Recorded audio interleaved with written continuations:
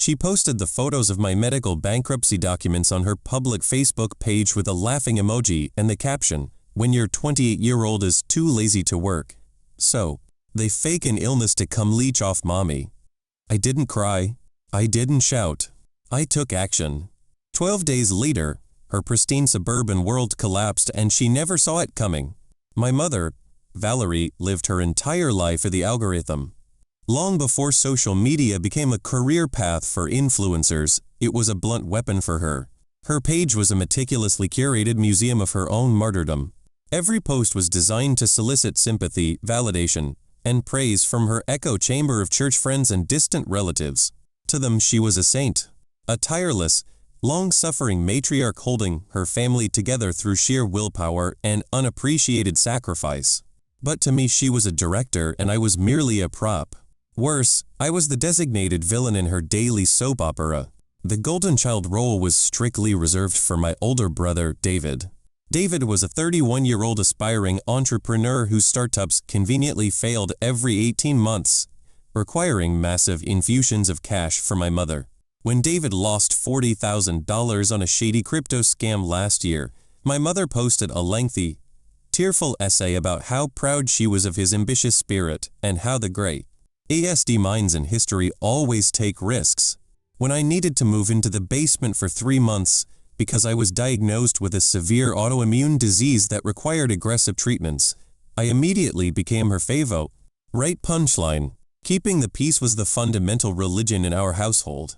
But let me be clear about what that really means. Keeping the peace is just a polite name for slow, silent self-destruction. I was conditioned from a very young age to absorb her passive-aggressive digs, her public humiliations, and her relentless smear campaigns. If I reacted, I was deemed too sensitive. If I defended myself, I was disrespectful. Gaslighting wasn't just a tactic for her, it was her native language. She would say something incredibly cruel in the morning, and by dinner, she would genuinely look confused when I was upset, claiming I was imagining things or twisting her words. The basement smelled faintly of mildew and old cardboard. It was supposed to be a temporary sanctuary while I recovered my physical strength, saved what little money I had left, and figured out how to rebuild my life from scratch. But to Valerie, my presence in her house was a content goldmine. She started small. A status update here about the sheer exhaustion of having adult children who refused to launch.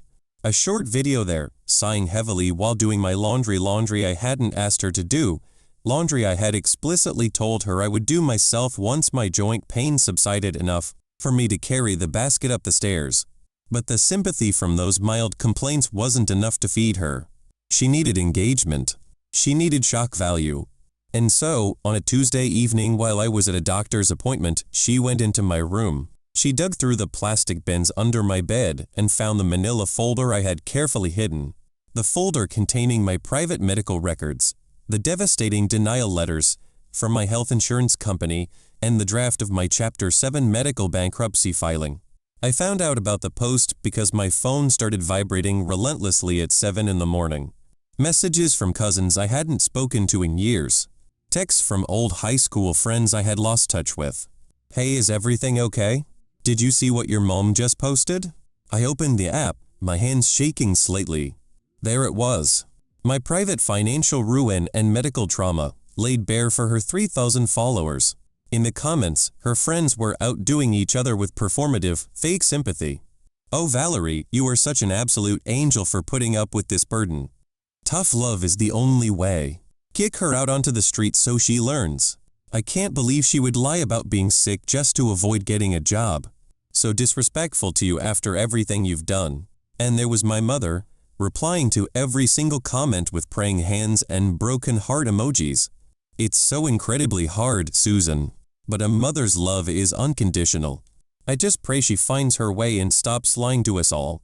My blood ran cold. For a long time, I had struggled to understand the heavy, sinking feeling that accompanied every interaction with my mother.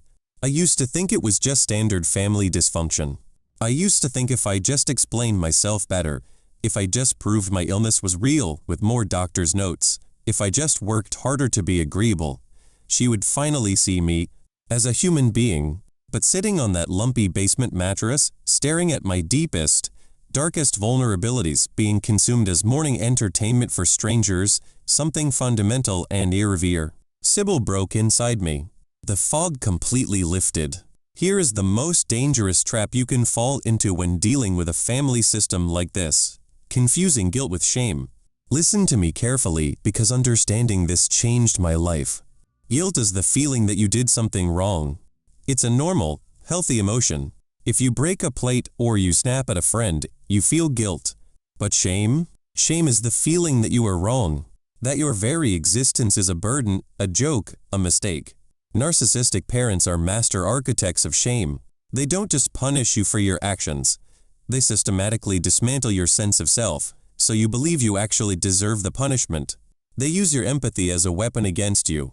You stay silent because you don't want to hurt them, while they scream from the rooftops to ensure everyone hurts you. For 28 years, I had carried the crushing weight of shame, believing I was fundamentally flawed because I couldn't earn my mother's basic respect. I thought I was broken, but I wasn't broken at all. I was just the designated target in a rigged game. I didn't reply to the post. I didn't comment. I didn't march upstairs and demand she take it down. That is exactly what she wanted. She wanted the dramatic confrontation so she could record it, cry victim, and post a follow-up video about her abusive, unhinged daughter attacking her. Instead, I opened my laptop, took a deep breath, and began to pull up the digitized copies of my late father's estate documents. What I found inside that folder changed everything I thought I knew about the past 7 years. For 28 years, I had absorbed her cruelty quietly, convinced I had no leverage. That ended the moment I opened my late father's estate files. The sadness evaporated. The humiliation vanished. I was no longer the sickly, pathetic daughter crying in the basement. I was a liability she hadn't properly calculated. My sentences in my head got very short, very sharp. The emotional temperature in the room dropped to 0. I stopped feeling. I started calculating. My father passed away 7 years ago. He was a quiet man. A man who kept his head down, worked 60-hour weeks as a commercial contractor, and let my mother run the social show. I always assumed he left everything to her. Valerie had certainly played the grieving, destitute widow perfectly. She claimed he left them drowning in debt. She claimed she had to remarry her new husband, Greg, just to keep the roof over our heads. But staring at the PDF from the county clerk's office, the truth was spelled out in stark, legal black and white. My father wasn't stupid. He knew exactly who he had married, and he knew exactly how she treated me. The house, this pristine, 5-bedroom suburban fortress my mother used as her primary status symbol, wasn't hers. It was owned by a holding company, an LLC my father established 3 years before he died. And according to the operating agreement, upon my 25th birthday, controlling interest of that LLC transferred directly to me. Not to David, the golden child. Not to Valerie. To me. She had been hiding this for 3 years. She had been illegally acting as the sole manager of an LLC she did not control, siphoning the rental income from a secondary commercial property my father owned to fund David's failed crypto ventures, all while telling me I was a financial burden. The audacity. The sheer, unadulterated audacity. I needed to confirm it. I grabbed my phone and called the estate attorney listed on the final page. It wasn't like the movies. The lawyer didn't answer on the first ring. I had to navigate an agonizing automated menu, and then a receptionist named Brenda put me on hold for 25 minutes. The hold music was a tinny, looping jazz track that kept cutting out. My battery was at 12%. I sat on the cold concrete floor, shivering in my oversized sweater, praying the phone wouldn't die. Finally, Mr. Sterling got on the line. I kept my voice steady. I fed him the file number. I heard him tapping on his keyboard. He paused. Well, he said slowly, I've been trying to reach your mother about this for 3 years to finalize the transfer, but she claimed she had no forwarding address for you. I didn't know it then, but that brief phone call was the exact moment the balance of power permanently shifted. I told him to draft the official notice of transfer and prepare a full forensic audit of the LLC's accounts. Here is a reality about building a paper trail that most people don't understand until it's too late. A document signed before conflict is your most basic form of self-preservation. Narcissists rely on verbal manipulation and family secrecy to commit financial abuse. But financial abuse is still abuse, and the beautiful thing about money is that it always leaves evidence. When you stop arguing and start documenting, their entire house of cards becomes violently unstable. Mr. Sterling promised to have the certified documents ready by Friday morning. That gave me 3 days. 3 days of living under her roof, sleeping in her basement, while the Facebook post continued to rack up likes and laughing emojis. I let her have her victory lap. Upstairs, Valerie was in her absolute element. She walked around the house humming old hymns. She ordered takeout from my favorite expensive Thai restaurant and left the empty containers in the trash for me to see, knowing my bank account was dangerously overdrawn. Whenever we crossed paths in the kitchen, she would put on her most theatrical, tragic face. "Are you feeling any better today?" She would coo, dripping with fake concern while Greg read the newspaper at the island. You know, if you just got out and took a walk, maybe applied for some remote data entry jobs, you wouldn't feel so miserable all the time. I'm just saying it because I love you. I didn't defend my medical diagnosis. I didn't mention the agonizing joint pain that made typing feel like grinding glass. I just looked at her, smiled a dead, empty smile, and poured my water. "You're right, Mom," I said softly. "I'm making some big changes this week." She patted my arm, utterly oblivious to the trap clamping shut around her ankle. She posted another update that night, vaguely referencing breakthroughs and the undeniable power of a mother's tough love. Thursday night, I packed my bags. Every single item I owned went into 3 large duffel bags, shoved deep into the darkest corner of the basement closet where she wouldn't look. I erased my browsing history. I wiped the shared family computer of any logins. I became a ghost in my own life. David was scheduled to come over for a big family dinner on Friday evening. My mother had invited her 2 sisters, my aunts, who were her primary enablers.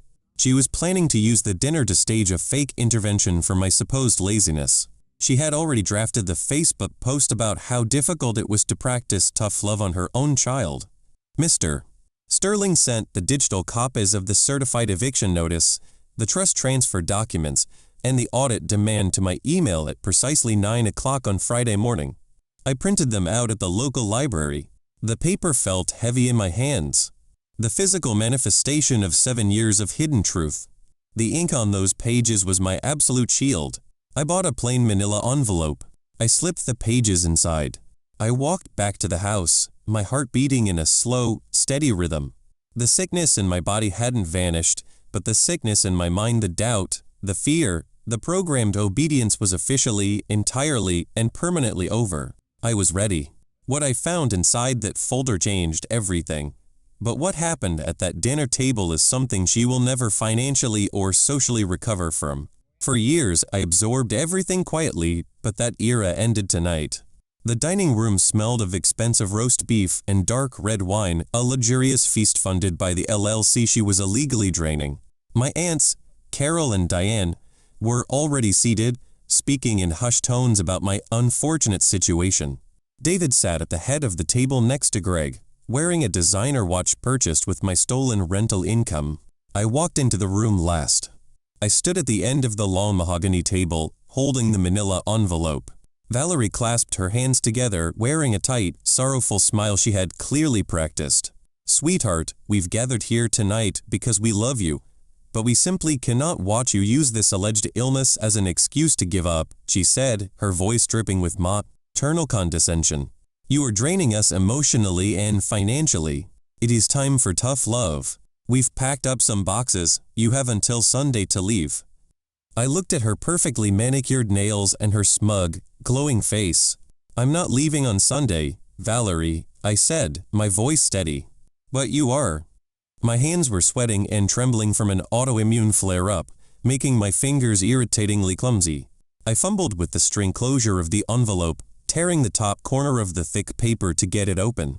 I pulled the pages out and slid the legal documents across the polished wood until they hit her crystal water glass. The cover sheet was the verified deed transfer. She picked it up with an amused scoff, prepared to dismiss it as a fake internet printout. But as her eyes scanned the official county seal and my father's original LLC operating agreement, the performance completely shattered. She didn't scream. She sat there, frozen, staring at the second page with her mouth slightly open. Her breathing hitched as she read the exact dollar amount she had been embezzling.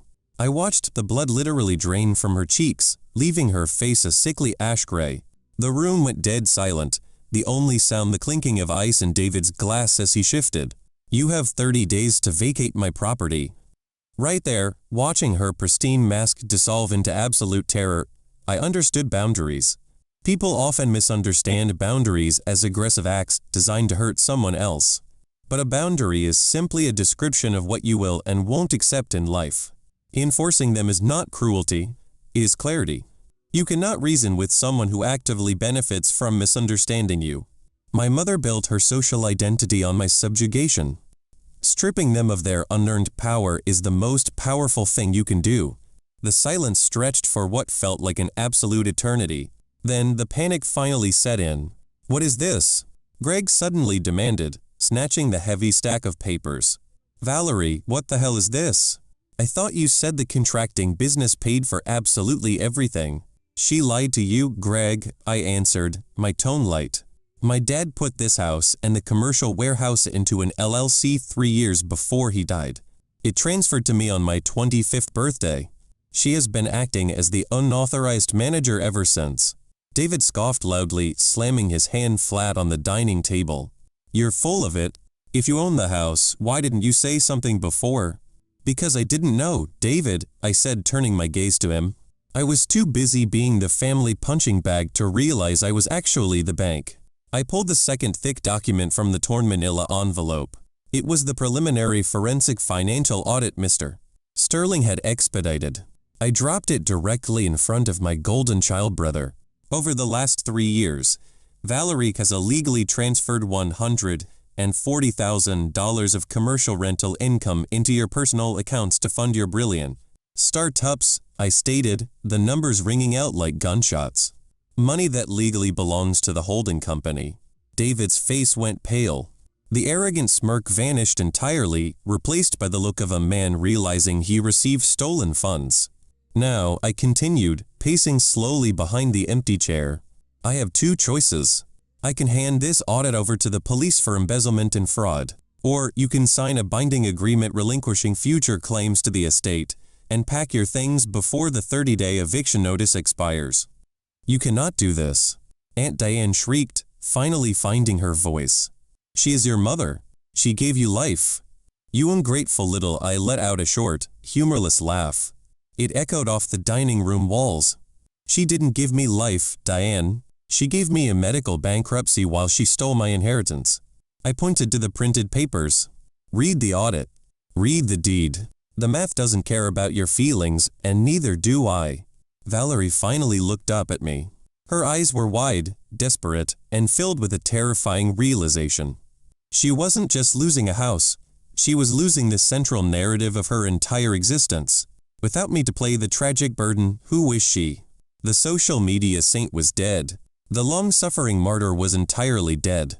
She was just a woman sitting at a table, holding the undeniable proof of her own crimes.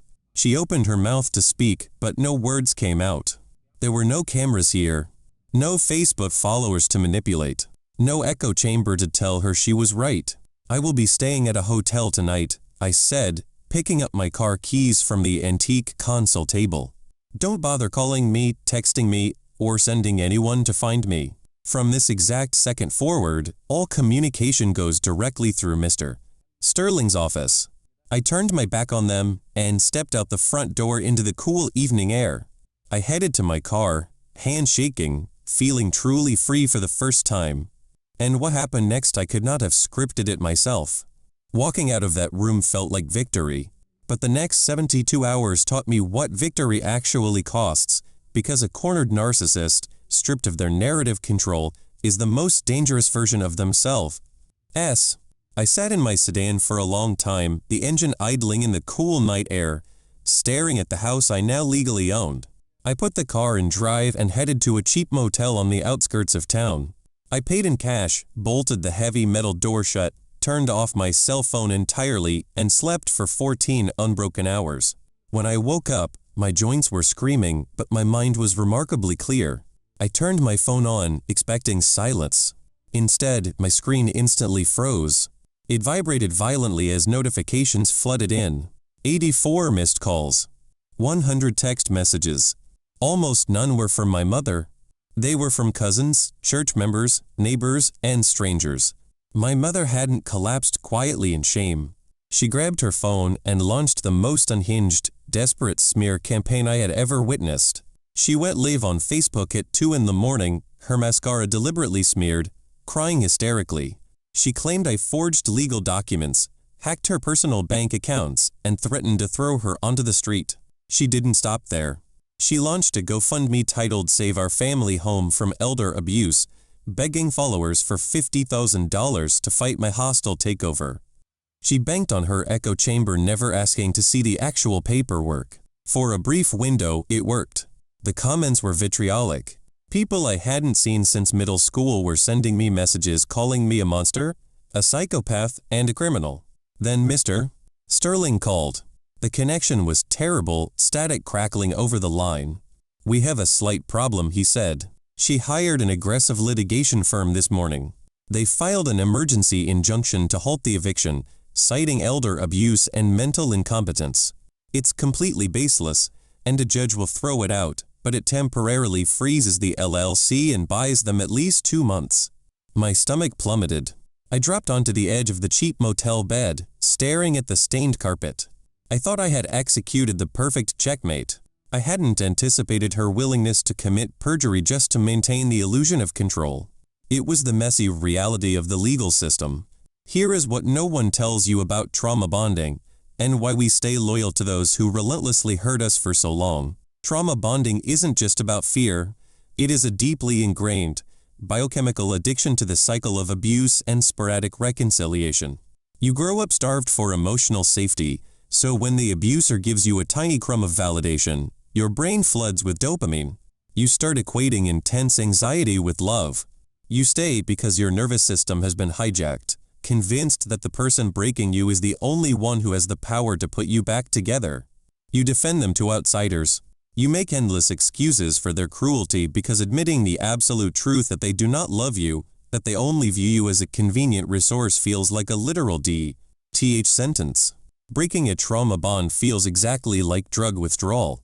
Your body screams at you to go back, to apologize, to fix it, just to stop the agonizing pain of the silence. But you have to sit in that fire. You have to let the bond burn away until nothing is left but the absolute truth. I took a deep breath, let the panic wash over me, and then let it go. I didn't call her to bargain. I didn't defend myself on social media. I took a screenshot of her fraudulent GoFundMe campaign and emailed it directly to Mr. Sterling. She's soliciting funds across state lines using false claims. While actively under forensic audit, I typed, "Send the platformer signed audit and the real deed." He did. 4 hours later, the GoFundMe page was suspended for violating the platform's terms of service regarding financial fraud. The funds were locked. The real damage wasn't the frozen money. The real damage was the public notice the platform placed on her page, stating the campaign was removed for fraudulent misrepresentation. Her pristine digital world began to fracture. The same followers who had been sending her prayers suddenly started asking very uncomfortable questions in her comment section. "Valerie, why did the site say this was fraud? Wait, I thought your husband left the house to you. Valerie, your daughter's lawyer just replied to my email. He sent the county records. Is it true you've been hiding this LLC?" Instead of answering calmly, she snapped. The mask slipped completely. She began aggressively attacking her own friends, calling them traitors, sinners, and agents of the devil. She blocked her loyal supporters. She deleted comments, but the internet is forever. Screenshots circulated through neighborhood group chats faster than she could contain them. She spent a decade building a glass house of lies, and now she was trapped inside it with a hammer. On Sunday afternoon, Greg packed his bags. The preliminary audit hadn't just exposed the stolen rental income. It revealed Valerie had been quietly siphoning Greg's retirement savings to cover property taxes she claimed that LLC was paying. He loaded his golf clubs into the trunk and drove away without saying goodbye. No contact is not dramatic. It is a medical decision. It is the surgical removal of a tumor that is actively killing your peace. I blocked her number. I blocked her emails. I blocked her flying monkeys. The empire was rapidly crumbling, but the final, devastating blow wasn't delivered by me, the legal system, or even her fleeing husband. It came from the one person she had sacrificed absolutely everything to protect. David, the golden child, the brilliant entrepreneur, the center of my mother's universe, received his official legal notice on a Tuesday. The forensic audit didn't just expose Valerie, it implicated him. By accepting the $140,000 in stolen LLC funds, he was legally liable for full restitution. The criminal implications of receiving embezzled corporate funds were severe, and David, for all his arrogance, was fundamentally a coward. When faced with the prospect of actual consequences, the illusion of family loyalty evaporated instantly. He didn't call our mother to offer support. He didn't stand by her side against the hostile takeover she had cried about on Facebook. Instead, he hired his own attorney, a shark of a lawyer who immediately drafted a sworn affidavit explicitly stating that Valerie had transferred the funds without his knowledge of their origin, legally classifying her actions as unilateral embezzlement and completely throwing her under the bus to save himself. He emailed the affidavit to Mr. Sterling, CCing Valerie. She called him 32 times that day. He blocked her number. The betrayal broke her in a way my departure never could. I was the scapegoat. My rebellion was expected, even necessary for her victim narrative. But David was her masterpiece. Let me explain how the golden child and scapegoat dynamic actually functions, because it is the most misunderstood mechanism of a toxic family. People assume the golden child is loved more. They aren't. They are just a different type of victim, used for a different purpose. The scapegoat is the designated trash can for the family's shame, blame, and negative emotions. But the golden child is an extension of the narcissist's ego. They are groomed to reflect the parent's grandiosity back to the world. They are given financial resources and endless praise, but the cost is their complete autonomy. They are not allowed to fail, and more importantly, they are not allowed to separate. The tragic irony is that while the scapegoat is abused into independence and eventually leaves to survive, the golden child is pampered into crippling incompetence. They become hollow, entitled adults who possess no real resilience. When the system collapses, the scapegoat has the tools to rebuild in the real world. The golden child only knows how to exploit the parent who ruined them. David didn't betray her because he suddenly grew a conscience. He betrayed her because he realized the bank was empty, and a parasite always abandons a dying host. The legal battle wasn't a swift, cinematic victory. Real life doesn't wrap up neatly in a 2-hour runtime. The injunction she filed took almost 3 full months to be dismissed by a judge. During that time, the property taxes piled up, and my medical bills still required my immediate attention. The roof of the commercial warehouse started leaking, demanding a $10,000 emergency repair that drained my small savings. There were weeks when I sat in my cheap apartment, eating ramen noodles, exhausted from my treatments, wondering if fighting her was actually worth the profound financial stress. The friction of the legal system is designed to wear you down. But every time I felt like giving up, I looked at the verified deed on my kitchen table and remembered the sound of her friends laughing at me on the internet. When the court date for the eviction finally arrived, it was a damp, miserable Thursday in November. I wore a plain gray suit and brought 3 neatly organized binders of evidence. I expected a dramatic showdown in the courtroom. I expected her to scream at the judge, to play the weeping victim one last time. I had mentally prepared myself for hours of exhausting mediation. But she didn't show up. The judge called the docket. Her name was spoken aloud in the echoing, wood-paneled room. Silence. Her aggressive litigation firm had dropped her as a client 2 weeks prior when her retainer check bounced, a fact Mr. Sterling casually mentioned while we sat on the stiff wooden benches. Without representation, and terrified of the perjury implications regarding her fabricated elder abuse claims, she simply defaulted. The judge reviewed the deed, glanced at the forensic audit, and stamped the eviction order with a loud, final thud. 30 days. The judge said, looking directly at Mr. Sterling. If the premises are not vacated, the sheriff's department will execute the removal. I walked out of the courthouse and into the gray afternoon. The air felt lighter. I didn't celebrate. I didn't call anyone to gloat. I went to a quiet diner, ordered a black coffee, and stared out the window at the passing traffic. A week later, I received a notification from my property management app. The security cameras I had legally installed on the exterior of the house, a precaution advised by Mr. Sterling, detected motion. I opened the live feed on my phone. The connection was spotty, buffering every few seconds as the diner's weak Wi-Fi struggled to load the video. But I saw enough. A moving truck was backed into the driveway. My mother was hauling cardboard boxes out the front door. She looked 10 years older. Her posture was entirely defeated, her movement slow and labored. There were no friends helping her, no church members offering support, no golden child to carry the heavy loads. She was completely, utterly alone. I watched her struggle with a heavy box of her expensive china. It slipped from her hands, crashing onto the concrete driveway. She just stood there, staring down at the broken ceramic pieces. She didn't cry out. She didn't try to pick them up. She just looked at the shattered remains of her perfectly curated life, the wind blowing her graying hair across her pale face. I closed the app, paid for my coffee, and drove back to my apartment to prepare for the final inspection. But the strange discovery I made inside the empty house the very next morning was something I am still trying to process today. I unlocked the front door with the new brass key I had copied the day before. The house echoed with a profound, cavernous emptiness. The extravagant Persian rugs were gone. The antique console table was missing. She had taken absolutely everything she could physically carry, stripping the walls bare and leaving only the faint, square outlines where her countless family portraits used to hop. NG. But in the center of the massive, empty living room, there was a single, battered cardboard box. I walked over, my footsteps echoing against the hardwood. I looked inside. It wasn't trash. It was hundreds of loose photographs. My baby pictures. My middle school graduation.